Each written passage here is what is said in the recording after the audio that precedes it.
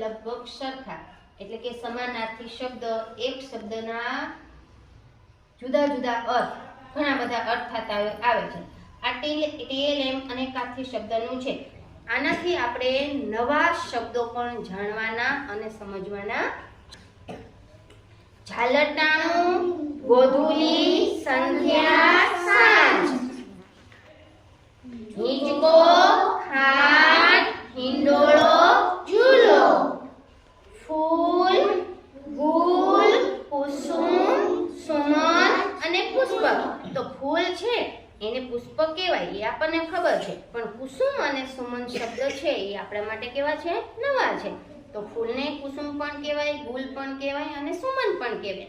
મિત્ર, સખા, દોસ્ત, ભાઈબંધ અને ભેરું.